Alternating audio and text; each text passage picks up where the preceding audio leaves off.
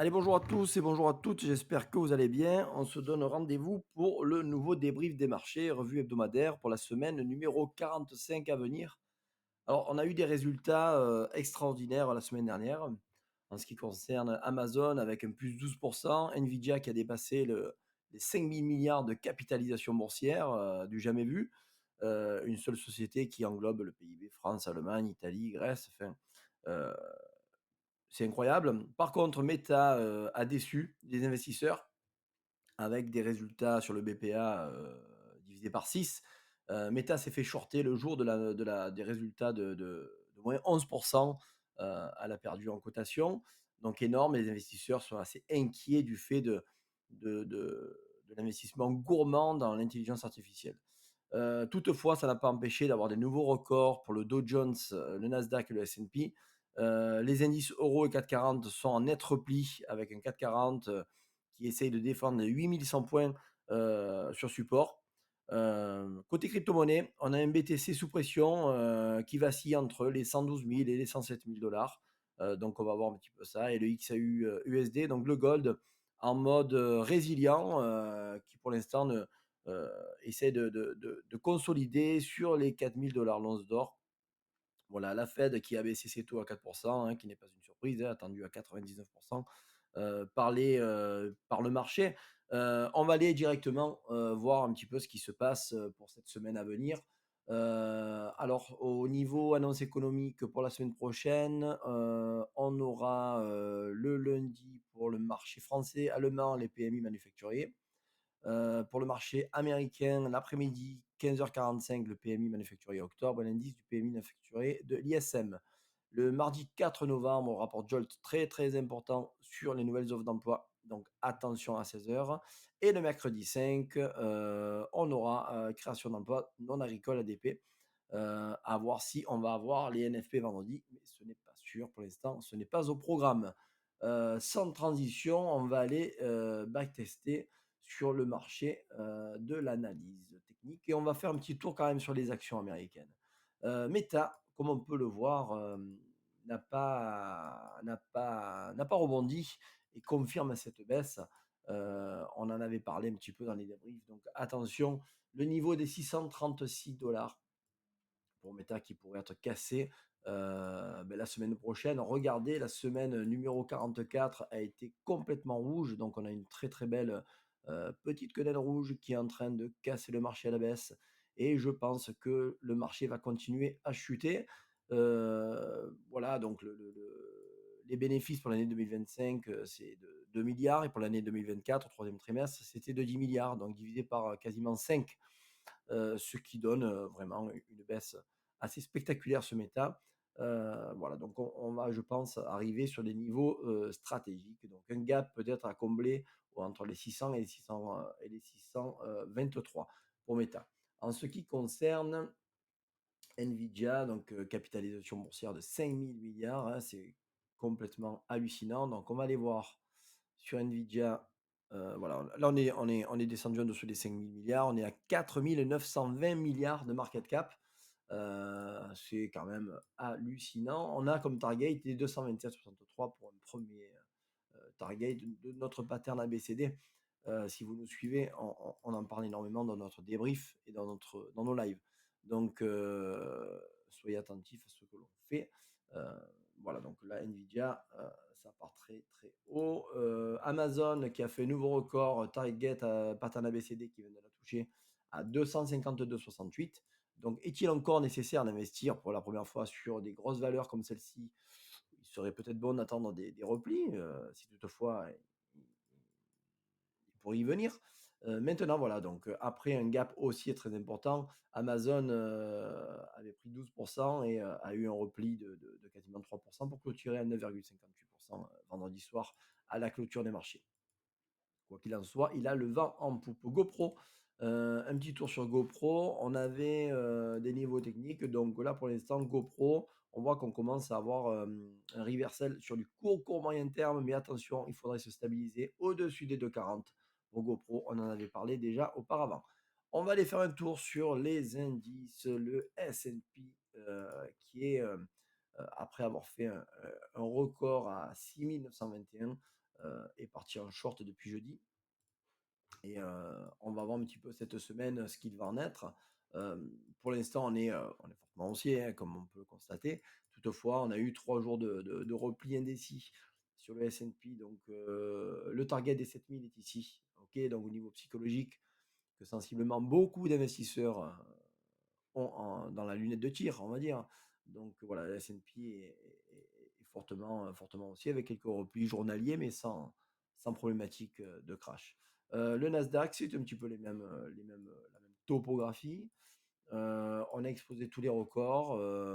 Voilà, donc là, on a clôturé une semaine assez haussière avec du petit rejet, mais on reste quand même très très haussier. On commence à rentrer dans la zone de surachat en hebdomadaire. Donc je serais assez vigilant de dire est-ce qu'il serait nécessaire encore d'acheter le Nasdaq sur du très très long terme. Affaire à suivre. Les 27 000 sont pas très loin. On pourrait y parvenir. On sait que depuis 7 mois consécutifs, le Nasdaq n'a jamais cessé de monter. Voilà, donc est-ce qu'on aurait peut-être une respiration pour revenir travailler les 23 000 points? Et ça ferait une chute de 10%. Ça serait pas impossible, mais bon, peut-être pour l'année 2026. Bon, on verra cette fin d'année, curieuse comme elle est, ce que le marché va pouvoir donner. Au niveau du Dow Jones, on va se mettre en grand et grand. Ben lui, c'est un petit peu pareil. Il nous a fait un très joli record à 48 043 en direction des 50 000 points. Toutefois, on pourra avoir une respiration. On voit qu'on a pas mal de rejets vendeurs. Le canal haussier qu'on avait identifié, qui suivait notre tendance haussière, a été cassé et pour l'instant, il a été clôturé dessus. Donc, est-ce que le marché va continuer à monter ou est-ce qu'on va avoir un repli aux alentours des 46 000 points? Ce qui serait peut-être nécessaire pour une légère respiration. Voilà, donc pour le Dow Jones, on reste très très haussier. Le DAX a fait les siennes la semaine dernière et on va voir tout cela ensemble. J'ai gardé tous mes points parce que c'est un actif que je trade au quotidien. Et la semaine dernière a été fortement baissière. Voilà, donc là on est en train de travailler des structures de prix assez intéressantes. On voit très bien que les plus bas des semaines, les plus hauts des semaines précédentes servent peut-être de support. Le plus bas de la journée de mercredi 22 octobre a été cassé puis réintégré. Donc attention, mon Fibo, je le conserve toujours dans ma petite mémoire. Pourquoi? Parce qu'il me sert de point pivot et d'achat, pardon. Donc sur les cassures, là, on a cassé les 0,50 qui me serviraient de résistance. Si on vient au-dessus, ça me servirait d'achat. Voilà, donc les 0,61% sont ici, 61,8 sont ici. Donc c'est le niveau charnière, le niveau technique à 23 857 points, qui serait sensiblement un niveau sur lequel on pourrait atteindre lundi ou mardi, pourquoi pas. Donc on va surveiller ça de très près. Pour le 440, bon lui, il a failli nous faire une petite touchette sur son ATH ultime et tout dépend des brokers à 8 300 points. Ça n'a pas été le cas. Certains brokers ont déjà cassé les plus hauts, donc pour recréer un nouveau plus haut à 8 272. Tout dépendra du broker sur lequel vous êtes. Quoi qu'il en soit, voilà, j'ai mis une petite alarme en cas de rebond ici, voilà, sur cette zone-là qui pourrait servir en fait de support pour repartir et donner la dynamique au marché aux alentours des 8092 et 8073 points. Pourquoi pas avoir un point pivot acheteur à ce niveau-là. On a clôturé à 8124 points. Donc on défend bien la zone des 8100 points sur le 440. XAU-USD. XAU-USD a eu une journée donc jeudi très très positive. On voit très bien qu'il y a eu très très peu d'élan baissier. Toutefois, le mois d'octobre, on voit très bien qu'il a rejeté un petit peu le prix. Donc, est-ce que le mois de novembre va nous servir de créer encore une baisse ou pas sur le gold? Pas si sûr que ça. Énormément de gros fonds l'attendent au-delà des 5000.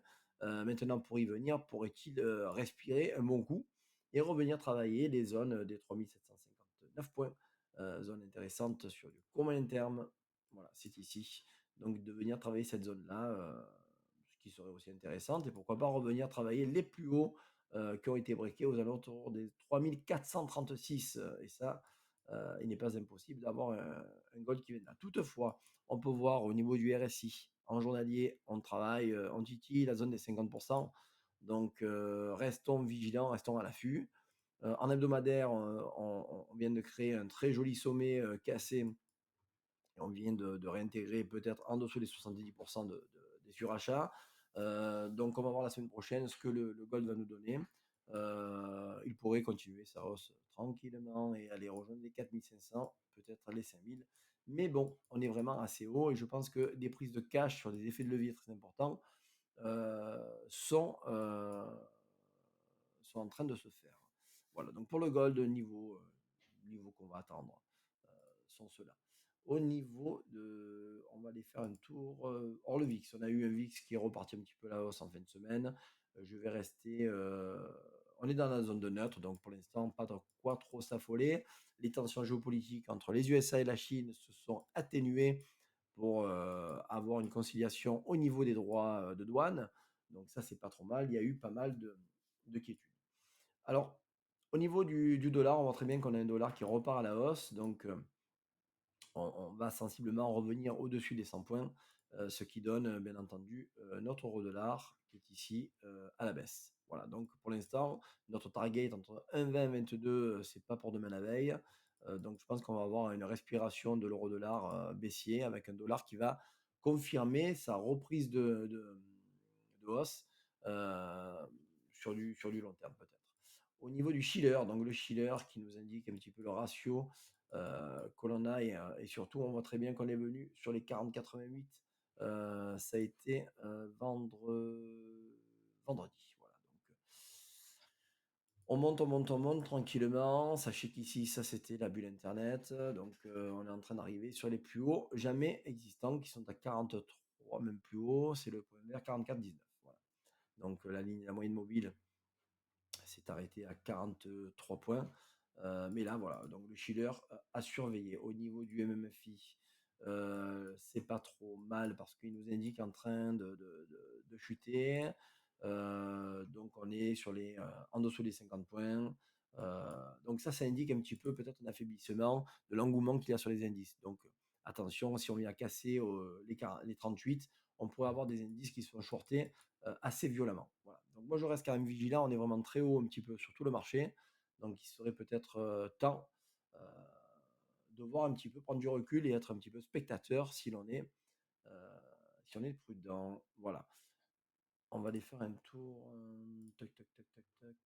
Le BTC, notre ami le BTC, on finira par lui. On va aussi aller voir le WTI. Le BTC, ce que je vous disais tout à l'heure. Attendez, bougez pas. C'était le BTC, c'était plutôt ici, pardon. On va le mettre sur celui-ci, sur cette fenêtre-là. Voilà, exactement. L'idée, c'était quoi? De venir entre les 100 000. Hein, voilà, de venir vraiment travailler cette zone-là. On voit très bien qu'on est venu travailler les plus hauts. On a cassé le canal. On avait un petit canal 4 heures ici qui a été cassé à la baisse. On a un très joli pullback qui est en train de se faire sur le canal. On voit, hein, vous voyez ce canal de retracement, ce petit drapeau. On l'a cassé à la baisse. On a un pullback. Donc, pourquoi pas venir titiller les 100 000? L'objectif serait peut-être les 95 000 dollars pour le BTC. Une respiration très légitime qui donnerait des points de rentrée bien plus précis que les 110 000 dollars. Voilà. Au niveau de l'ETH, on a cette petite box d'orange que l'on avait court terme. On travaille en dessous des 4000 points, 4000 dollars. Donc, euh, l'Ethereum, on pourrait continuer et un petit peu chuter aussi par la suite. On voit très bien que voilà, de venir récupérer la moyenne mobile de 100 périodes sur l'Ethereum ce ne serait pas du luxe en fait, et venir à travailler la zone des 38% du retracement Fibonacci que l'on avait depuis cette hausse ici, depuis le mois d'avril 2025. Un très joli Fibo, et ça coïnciderait avec des points techniques assez pertinents. Voilà. Alors, on va aller faire un tour sur le WTI. WTI, très joli rebond. On voit que on est venu casser la zone des 61 dollars. On la rejette un petit peu. On, comment dire, on clôture en dessous des 61. Est-ce que la semaine prochaine va donner lieu à une expansion haussière? Pourquoi? Parce que c'est plus rentable pour les sociétés pétrolières d'avoir un Brent ou un WTI à la hausse. Hein. Sur le niveau du Brent, on est à 64,59 et on est à peu près dans les mêmes configurations techniques. Donc pour être rentable, ils ont besoin d'avoir un prix du baril un petit peu plus élevé que ce qui avait été auparavant à 56. Voilà. Donc voilà les amis. Donc On a fait le tour un petit peu des marchés. N'oubliez pas de partager, de liker et je vous souhaite un bon week-end à tous et à toutes et soyez prudents sur le marché. Bye bye.